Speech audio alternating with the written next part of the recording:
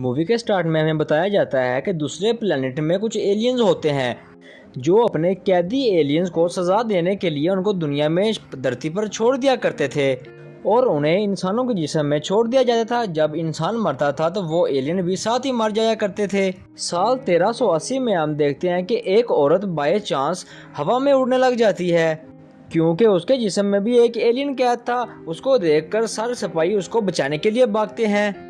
वो इसको बचा ही नहीं पाते क्योंकि उसको चारों ओर एक कवर बना हुआ था। औरत के जिस्म में कैद एलियन बाहर निकल आता है और देखते ही देखते सब लोगों को मारने लग जाता है। ये एलियन 5 मिनट से ज्यादा जमीन पर नहीं रह सकता था। तभी से एक रास्ता खुलता है और एक रोबोट की गाड़ी बाहर आती है। एलियंस ने सारे कैदी एलियंस के इंतजाम के लिए अपना एक चीफ रोबोट भेजा है जिसका नाम गार्ड था। उसके साथ उसका एक साथी भी था लेकिन वो किसी डिवाइस जैसा था। ये फ्यूचर मतलब आने वाले वक्त से आए थे। लेकिन तभी वो एलियन दोबारा से उसके जिस्म में चला जाता है और गार्ड के ऊपर हमला कर देता है। गार्ड अपनी पावर लगाकर उस एलियन को उसके जिस्म से बाहर निकालता है। ऐसा होते ही उस औरत की हालत मरने वाली हो जाती है और मरने से पहले वो गार्ड से कहती है कि मेरी बेटी का ख्याल रखना, वो बहुत ही छोटी है। जैसे ही एक सिपाही उस बच्ची को मारने के लिए आता है तभी गार्ड का दोस्त इंसानी रूप इख्तियार करके उस सिपाही को मार देता है और बच्चे को बचा लेता है। बेशक गार्ड एक रोबोट था लेकिन उसके जिस्म में बहुत सारे अलग अलग इंसानी रूप थे। ये एक रास्ता खोलकर 2012 में आ जाते हैं जहाँ हम देखते हैं कि गार्ड एक खुसूसी जेल बनाकर उसमें कैद कर देता है जहाँ पर टोटल 7 एलियन कैद थे। तभी वहाँ एक बच्चे के रोने की आवाज आती है। तभी गार्ड को पता लगता है कि गार्ड का साथी उसी बच्ची को अपने साथ इधर ले आया है जिसका नाम एन होता है। गार्ड का दोस्त गार्ड को कहता है कि मैं इस बच्ची को इधर रखकर इसका दिमाग पढ़कर इंसानों को जानना चाहता हूँ। तभी इस बात पर गार्ड मान जाता है। साल 1391 में हम एक जादूगर को देखते हैं जिसके पास 2 जादुई बिल्लियां थी। उसके पास एक जादुई पंखा भी था जिससे वो दोनों बिल्लियां बाहर निकलती थी। तभी जादूगर वहां पर एक पोस्टर देखता है जिसके ऊपर लिखा हुआ था कि ये कीमती चाकू जो कि क्रिस्टल का बना हुआ है, इसके ऊपर बहुत बड़ा कीमती इनाम रखा गया है। तब उसको याद आता है कि इस चाकू को तो मैंने कहीं देखा है। तो एकदम से उसके ज़हन में ख्यालात आने लगते हैं लेकिन उस ख्यालात में कहीं भी उसको चाकू नजर नहीं आता। अब इस चाकू का पता लगाने के लिए वो जादूगर एक नजूमी के पास जाता है जिससे उसे पता चलता है कि सबसे पहले वो चाकू एक मछुआरे को नदी में मिला था और वो चाकू कीमती इसलिए है क्योंकि भैया उसमें बहुत सारे हीरे लगे हुए थे। वो उस चाकू को एक लोहार के पास ले गया। उसने बहुत कोशिश की लेकिन उन हीरो को नहीं निकाल पाया। अब वो चाकू एक ऑफिसर के पास है क्योंकि उसने उसको खरीद लिया था।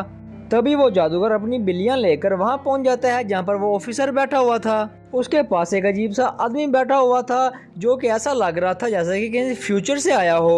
वो ऑफिसर से कहता है कि ये चाकू मेरा है और आप मेहरबानी करके इसको मेरे हवाले कर दीजिए। तभी उस अजीब आदमी के जिस्म में मौजूद एलियन इंस्पेक्टर के ऊपर हमला करता है और उसे चाकू लेने की कोशिश करता है। तभी ऑफिसर वो चाकू अपने पॉकेट से निकालकर बाहर फेंक देता है और मौके पर उसकी मौत हो चुकी थी। और इधर 2 भैया नजूमी भी उस चाकू को हासिल करने के लिए वहां पर पहुंच चुका था। वो नजूमी चाकू को लेकर भागने लगता है तो वही जादूगर मतलब एलियन उसको देख लेता है और उसके पीछे लग जाता है। तभी जादूगर भी इन दोनों को देखकर उसके पीछे लग जाता है और अपने जादू से उस एलियन को रोकने की कोशिश करता है लेकिन एलियन उसी को पकड़कर मारने लगता है। तभी इनकी नजर एक स्पेसशिप पे जाती है जिसको देखकर इनके पास चले जाते हैं और नदी के उस पार इनको एक लड़की दिखती है जो इनको देखकर वहां से भाग जाती है। ये सब लोग बहुत परेशान थे आखिर वो स्पेसशिप और वो लड़की यहाँ पर कैसे। और इधर हम 2022 में आ जाते हैं जहाँ हम एन और गार्ड को देखते हैं। एन दरअसल वो लड़की थी जिसको ये पास्ट माजी से लाए थे। वो बच्ची गार्ड को अपना फादर समझती थी और उसको ये भी पता था कि गार्ड एक रोबोट है। जब गार्ड एन को स्कूल से ला रहा था तो एन अपना फोन उसी गाड़ी में छुपा देती है और यहाँ पर गार्ड और उसके साथी की बातें सुन रही होती है जहाँ पर वो बातें कर रहे होते हैं कि हमने प्लेनेट से एक कैदी एजेंट को जमीन पर लाना है और उसे इंसान के जिस्म में डालना है और ऐसा करने के लिए हमें 107 इंसानों की जरूरत होगी क्योंकि वो एलियन बहुत ही ताकतवर है। रात को एन भी अपने पापा की तरह उस एलियन से बात करने की कोशिश करती है लेकिन वो इसको जवाब नहीं देता। तो जब वो गाड़ी से अपना फोन निकाल रही थी तो वो अचानक से उस बॉक्स को खोल देती है जिसमें उस एलियन को कैद किया हुआ था। इससे पहले कि वो एलियन वहां से आजाद होता गार्ड का साथी वहां पर आकर बॉक्स को बंद कर देता है उसको सामने पाकर एन बहुत खुश हो जाती है और उससे बहुत सारे सवालात करती है। तो मजबूरन इसको बताना ही पड़ता है कि मैं कैदी एलियंस को सजा देने के लिए उनको इंसानी जिस्म में कैद कर देता हूँ। इसलिए हम बहुत से डिफरेंट टाइमलाइन में जाते हैं, जैसे कि पास्ट में या फ्यूचर में, और तुम्हें भी हम पास्ट से लेकर आए हैं। उसी टाइम गार्ड भी वहाँ पर आ जाता है और उसका साथी गार्ड को बताता है कि उस एलियन को कहाँ पर कैद करना है, जो एक हॉस्पिटल था यहाँ से थोड़ी ही दूरी पर। एन दरअसल जानना चाहती थी ये सब कुछ हो क्या रहा है। वो अगले दिन उसी हॉस्पिटल में चली जाती है और जाकर वहाँ आसपास की सब चीज़ों की वीडियो बनाने लग जाती है।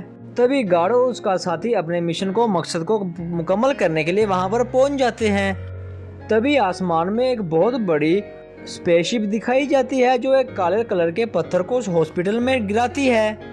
गिरते ही वो पत्थर बहुत बड़े गोल्डन कलर के पिलर में बदल जाता है। उसके अंदर से एक बहुत ही अजीब किस्म का एलियन निकलता है जो अपनी टेंटिकल फैलाकर वहाँ खड़े सब लोगों को पकड़ने लग जाता है। इस तरह से कैदी एलियंस इंसानों के जिस्म में चले जाते हैं। वो टेंटिकल दरअसल अभी भी नहीं रुक चुके थे और सारे हॉस्पिटल में फैल चुके थे, और एन भी उन टेंटिकल्स को देख चुकी थी और वहाँ से भाग जाती है। जैसा कि मैंने आपको बताया था कि इन एलियंस को इंसानों के जिस्म में डालने के लिए 107 इंसान चाहिए थे, जो उनको मिल भी चुके थे और उनका मिशन पूरा होने वाला था। तभी गार्ड एन को वहाँ देख लेता है और बहुत ही हैरान हो जाता है और कहता है कि ये यहाँ पर क्या कर रही है। खैर वो उस पर ध्यान नहीं देता और वो काले रंग के पत्थर को लेने के लिए आ जाता है। इस चीज का फायदा उठाकर एन वहाँ से भाग जाती है। जैसे ही उनका मिशन पूरा होता है एलियंस को इंसानों के जिस्म में डालने का, तो वो टेंटिकल उसी वक्त वापस चले जाते हैं और इंसान दोबारा से बिल्कुल ठीक हो जाते हैं। हैरानगी वाली बात ये है कि कुछ टाइम पहले उनके साथ क्या हुआ था ये उन्हें याद ही नहीं है। पास्ट में हम जादूगर और उसके साथियों को देखते हैं। उन्हें एक जगह का पता चलता है जो दरअसल एक मंदिर था। जादूगर के साथ उसकी वाइफ भी थी जो उस मंदिर के मालिक को अपना सामान बेचने के लिए आए थे। मंदिर का मालिक इन्हें ये कहता है कि मुझे फिलहाल उस चाकू को लेना है, जाओ और उस चाकू को लेकर आओ।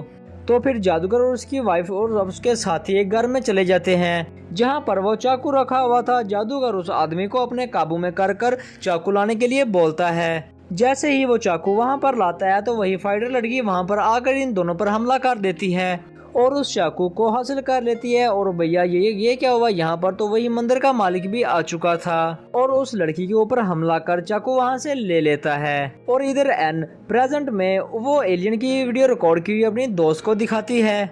ये देखकर गार्ड उसे एक बुरे एलियंस के बारे में बताता है।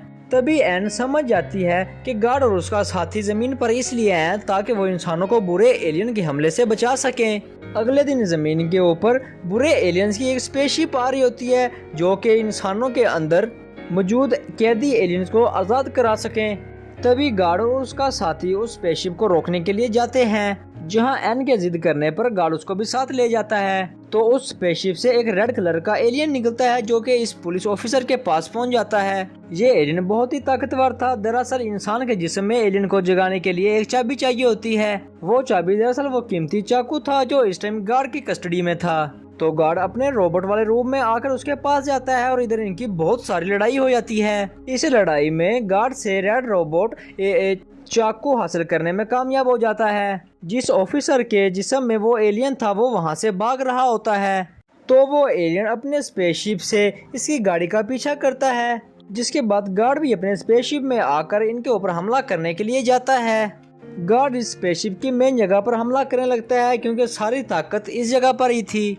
तभी रेड रोबोट उस जगह को किसी और जगह पर शिफ्ट कर देता है और गार्ड के हमले से बच जाता है और उल्टा गार्ड के ऊपर हमला कर देता है, जिसकी वजह से गार्ड का रोबोट मतलब उसका स्पेसशिप पानी में चला जाता है। इधर रेड रोबोट उस पुलिस ऑफिसर को भी पकड़ लेता है और उसके ऊपर हमला कर देता है, जिसकी मदद से उसके जिस्म में कैद ताकतवर एलियन बाहर निकल आता है।